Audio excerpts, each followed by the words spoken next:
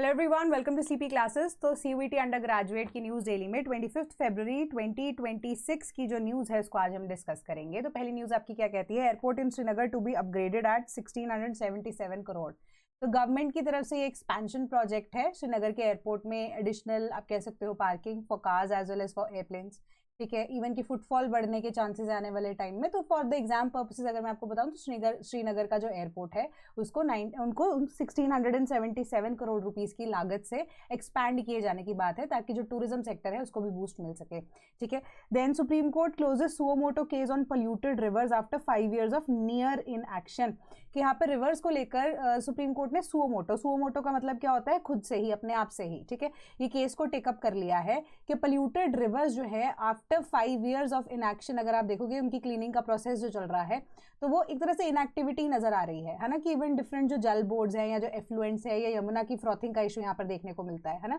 तो ये फोम की फॉर्मेशन जो हो जाती है उसके बावजूद जो आप कंटामिनेशन रेट देख रहे हो रिवर्स का, वो बद से बदतर होता जा रहा है, कंटामिनेशन रेट हाई होता जा रहा है। तो पोल्यूटर पेस प्रिंसिपल तो यहाँ पर इनएप्लीकेबल होता हुआ नजर आ रहा है।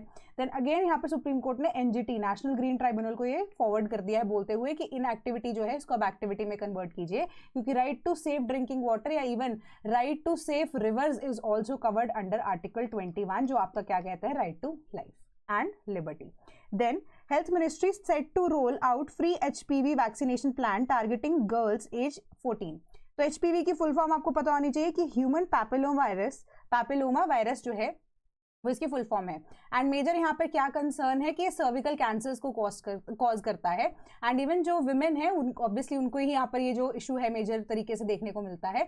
तो अब एचपीवी वैक्सीनेशन जो है वो अब फ्री ऑफ कॉस्ट सरकार के द्वारा टाइमली ये जो ड्राइव्स हैं वो कंडक्ट कराई जाती हैं। And the idea behind that is कि जो कैंसर है, अब जो हमारे पास स्टैट्स बोलते हैं, तो जो टाइप ऑफ कैंसर्स के द्वारा डेथ होती है उसमें सेकेंड नंबर पर सर्विकल कैंसर आता है। तो इसको इरेडिकेट किया जा सकता है कंप्लीटली, क्योंकि जो वैक्सीनेशन है वो 93 से 100% तक इफेक्टिव है, ठीक है, अपने रेट के अंदर।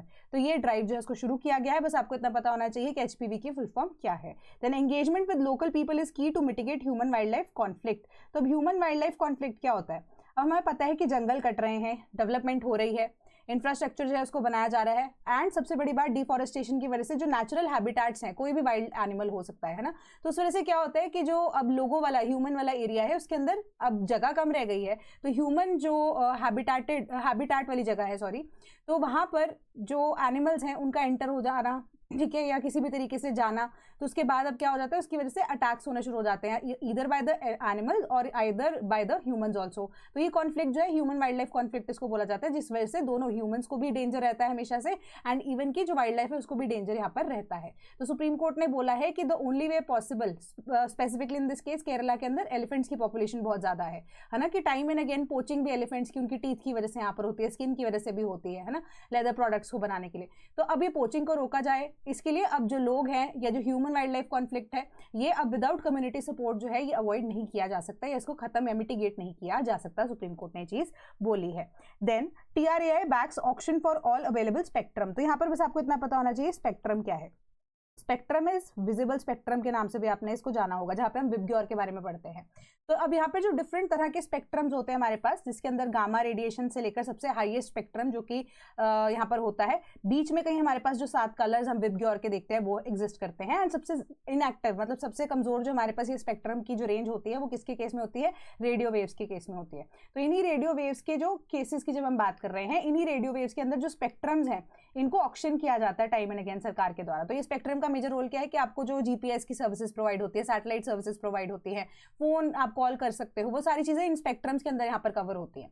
तो इन्हीं स्पेक्ट्रम्स के ऑक्शन के लिए सरकार चाहती है कि अब ऑक्शन कंडक्ट हो, प्लस जो स्पेक्ट्रम्स अब यूज नहीं हो रहे हैं है ना, तो उनको भी वापस से कंपनी से ले लिया जाए। एंड मैक्सिमम उन्होंने यहाँ पर क्या बोल दिया है कि 35% से ज्यादा शेयर स्पेक्ट्रम में किसी एक सिंगल कंपनी को ना दिया जाए, ताकि ब्रॉड या नंबर ऑफ कंपनीज जो है वो ज्यादा स्पेक्ट्रम के केसेस में ऑक्शन या बोली लगा सके। देन सुप्रीम कोर्ट सजेस्ट प्रधानमंत्री Awas Yojana benefits for Haldwani occupants. तो बस आपको यहाँ पता होना चाहिए कि प्रधानमंत्री आवास योजना एक ऐसी योजना है जो कि अर्बन एंड रूरल एरियाज में डेवलपमेंट की बात करती है, प्रोवाइड करना चाहती है क्या? पक्का घर। ठीक है, पक्का घर प्रोवाइड करती है उन लोगों को जिनके पास कोई रहने के लिए पक्का घर करंटली नहीं है। तो इसके अंदर ही हमारा जो प्रोसेस है ना, in the you can say urban sector, तो स्लम एरियाज जो होते हैं उनको क्लियर आउट करके पक्के घर उनको प्रोवाइड करने के लिए यहाँ पर सरकार मेजरली काम करती है। तो जो स्लम्स है उनकी इरेडिकेशन यानी कि स्लम फ्री एरियाज जो है इसके अंदर यहाँ पर सरकार चाहती है कि एग्जिस्ट करे इंडिया के अंदर।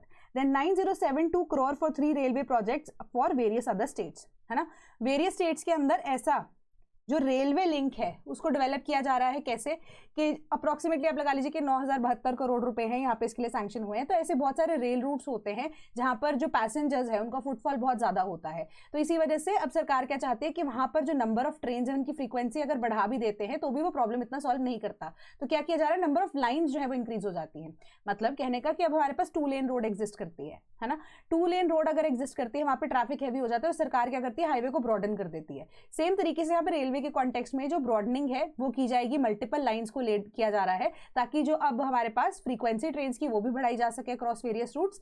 एंड इवन फ्रीक्वेंसी से ज्यादा अब क्या प्रॉब्लम यहाँ पर जो है सॉल्व होगी कि जो नंबर ऑफ ट्रेन है वो भी बढ़ाई जा सकती हैं। ठीक है, तो अब इसी वजह से ये कहानी है। देन यूनाइटेड नेशन लॉन्च कर रहा है road safety project in 4 Indian states. तो 4 इंडियन स्टेट्स कौन सी है हमारे पास, राजस्थान है, असम है, तमिलनाडु है एंड केरला है। 4 ऐसी स्टेट्स हैं जहां पर अब रोड सेफ्टी को लेकर प्रमोशन की बात कर रहा है यूनाइटेड नेशंस। तो यूनाइटेड नेशंस यही चाहता है, क्योंकि उनके डेटा के अकॉर्डिंगली यही चीज मानी जा रही है कि अभी जो वर्ल्ड जिस लेवल पे चल रहा है, ऑपरेट हो रहा है, कहीं पे भी रोड सेफ्टी की बात नहीं की जा रही है, जो कि अब डिविएट कर रहा है फ्रॉम इट्स एक्चुअल रोल, जो यूनाइटेड नेशंस का ये कहना है।